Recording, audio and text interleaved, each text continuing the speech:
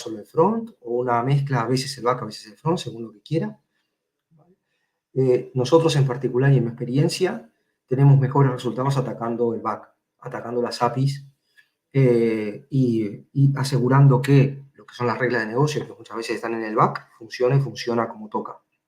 Y están blindadas también, que tenemos control de los HTTP 500, los 200, los 400, todo, y están blindadas. ¿Vale? Entonces, hoy día es una apuesta segura. Y esta es nuestra receta, o es un poco lo que seguimos cuando arrancamos un proyecto de automatización, es un poco los pasos que seguimos. En primer lugar, visibilidad. Es lo más importante a nivel de automatización. La gente tiene que saber el qué queremos automatizar y cómo vamos en la automatización. ¿Vale? Al final, esto se mete en un proceso de integración continua, en el cual puedo mirar los resultados históricos de los casos de test, puedo tener ese histórico para investigar la información y presentar indicadores de cobertura que voy teniendo, cobertura funcional, cobertura técnica, carencias que tenemos en módulos. Estos módulos no los tenemos trabajados en ningún caso. Y por otro lado, el proyecto de automatización en sí. Cómo vamos incrementando o qué valor vamos entregando sprint a sprint luego de la automatización. Teníamos 100 casos de test, ahora tenemos 130, 290. Todo eso lo tenemos que ir demostrando. Y por supuesto, cuánto estamos invirtiendo en la automatización. Hemos invertido X horas. Y estas X horas, pues de alguna forma me retornan en esta reducción de tiempo de tester. ¿Vale? Antes, para hacer una regresión completa, demorábamos, no sé, 5 días, pues ahora con la automatización que cubre el 30%, pues demoramos 2 jornadas, 2 días. Entonces, eso lo tengo que poder demostrar y es un aspecto principal, si no el más importante, la visibilidad que le doy al proyecto de automatización. Puede parecer contradictorio que sea más importante el darle visibilidad que el por dónde comenzar, el elegir por dónde comenzar. Y no es así, es porque antes de mover ficha, lo que me interesa es dejar las reglas claras de qué es lo que interesa demostrar. El día antes de comenzar, la automatización es 0 caso de test, 0 cobertura funcional, 0 horas invertidas. Pero ahora tenemos que elegir por dónde comenzar. Y aquí empiezan a aparecer un montón de condiciones particulares del proyecto. Lo primero es qué tan madura está la organización. ¿Tenemos cultura de testing? ¿Tenemos un equipo que automatiza? ¿El equipo es capaz de, una vez que está automatizado, mantenerlo y seguir creciendo estos casos de test? ¿Tenemos esos perfiles en el equipo que lo pueden hacer? Si es así, bien. Tenemos que conocer el sistema o la solución informática y decir, vale, esta parte del front no, esta parte que se integra con este sistema tampoco. Vamos a hacer una prueba de concepto con estas interfaces o con el framework. Vamos a hacer con el framework de arquitectura, vamos a hacer una prueba de concepto, porque es lo que utilizan y replican en todos los proyectos. Entonces, definimos ese alcance mínimo, vamos a empezar por este componente o por estos 3 componentes y vamos a hacer una prueba de concepto. Definimos ese alcance, formamos el equipo y a partir de aquí ya tenemos el proyecto. Equipo, alcance, tiempo, presupuesto, beneficios, riesgos asociados, ahí tenemos el proyecto montado y ahora lo que hay que hacer es tratarlo como un proyecto. Y lo mejor es acoplarlo a la infraestructura que tienen los proyectos en la empresa, muchas veces ágiles. Entonces se acopla a esa filosofía. Sprint tras sprint vamos trabajando de manera ágil. ¿Vale? Y lo tratamos como un proyecto. Eso sería las condiciones de arranque. Lo otro, el tratar algún proyecto significa eso. Vamos a tener un backlog de cosas que nos interesan automatizar. De la misma forma que hay un backlog funcional, con las cosas que se tienen que tener, o con las cosas técnicas, hay un backlog técnico, de historia de usuario técnicas. Nosotros tendremos, a nivel de testing automático, nuestro backlog de automatización. Entonces, y tenemos sprint, y tenemos capacidad, y tenemos que decidir si es el testing lo integramos como algo más del proyecto en la capacidad del equipo, algo que es sostenido a lo largo de los sprints, o no, o hacemos una estrategia de choque en la cual montamos un equipo de automatización, caemos en 2-3 sprints, 5 sprints máximo, dejamos automatizado lo que podamos dejar automatizado y a partir de ahí el equipo se hace cargo. Esa es la estrategia de choque, ¿vale? Versus la estrategia de poco a poco lo acoplo al equipo. Y definimos ese backlog y trabajamos en ese backlog. Entonces, y la clave, antes de mover fichas, es definir la estrategia de automatización. Y la estrategia de automatización, en definitiva, es la hoja de ruta que quiero seguir, ¿vale? La tengo que dejar explícita, la tengo que dejar en blanco y negro. Tengo que establecer claramente qué es lo que quiero conseguir y hacia dónde queremos llegar y qué cobertura voy a tener. Y sobre esa estrategia, que es un poco el compromiso que tengo con el equipo que va a automatizar y con la organización que quiere ver esos resultados, voy a medir esos resultados. La estrategia, en definitiva, va a decir el equipo que necesito, por dónde vamos a comenzar, en qué orden vamos a comenzar y poner, de alguna forma, los puntos de seguimiento y control con el equipo de proyecto.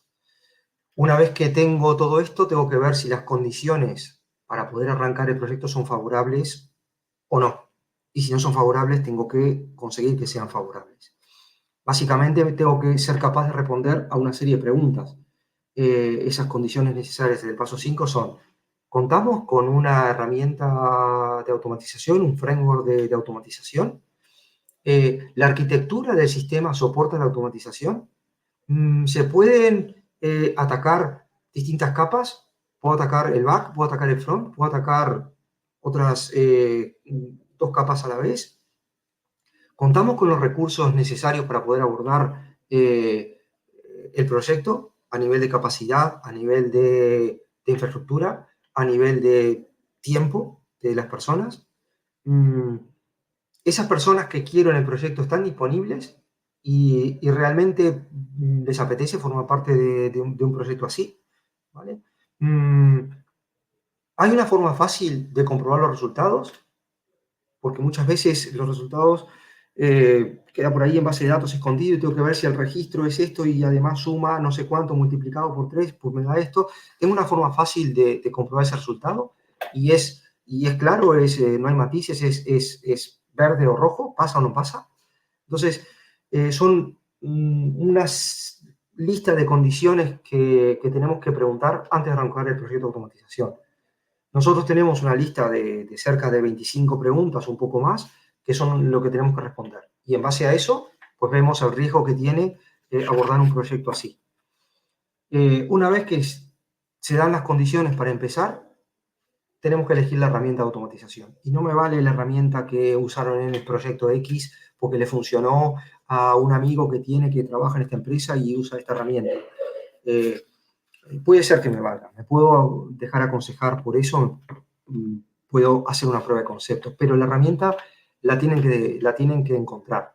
Y aquí no hay que casarse con ninguna herramienta, hay que hacer pruebas de concepto con distintas herramientas para ver cuál me es favorable. Incluso pueden llegar a construir sus propias herramientas de automatización, que es lo que es un poco el camino que hemos seguido nosotros.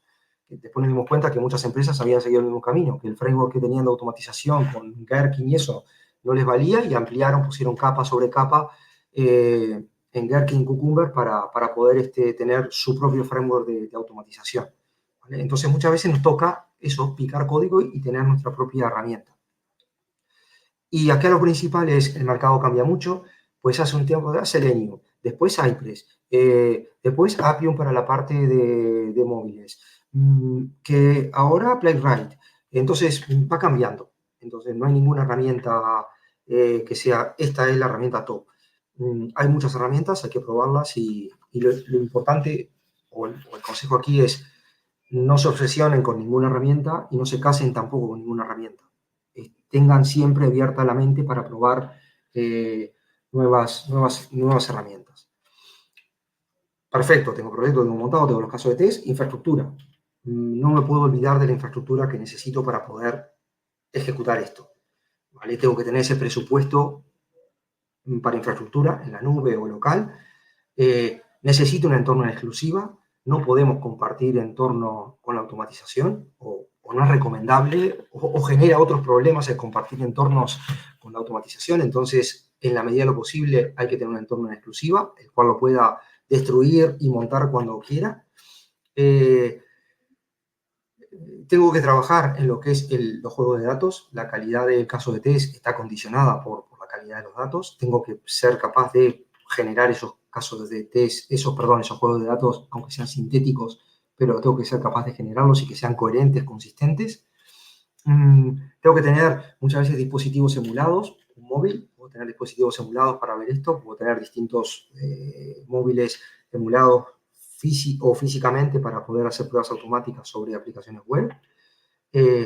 Y siempre tengo que decidir qué automatizar y qué voy a ejecutar manual en esos entornos. Muchas veces utilizamos las herramientas de automatización de pruebas para avanzar en pasos repetitivos de un caso de test. Por ejemplo, necesito generar, no sé, una orden de compra.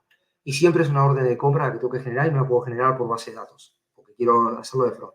Entonces, automatizamos a nivel de front hasta llegar a tener la orden de compra y a partir de ahí, pues ya entra las pruebas manuales y con esa orden de compra, pues termina de hacer las transacciones que considere el tester. ¿Vale? Pero muchas veces utilizamos la automatización como una herramienta para dejarme el camino hasta aquí. Evidentemente, eso no es el motor de integración continua ni nada de esto, es que pongo play en el momento que lo necesito, pero lo utilizamos eso como herramienta para generar nuestros juegos de datos. Y por supuesto, tenemos que ver el impacto que tiene en un motor de integración continua. Las pruebas automáticas, entendidas por las ejecutos y si está en verde, promuevo el código a un entorno estable. Eso sucede si lo tengo, todo esto lo tengo integrado en el motor de despliegue e integración continua. ¿Vale? Y cuando llego ya al punto 7 y tengo todo esto montado, pues lo único que queda es automatizar, incrementar los test automáticos, incrementar los test automáticos, mantener los test automáticos que tenía antes y así sigo trabajando en la rueda. ¿Vale? Esta receta de 8 pasos recoge un poco nuestra experiencia.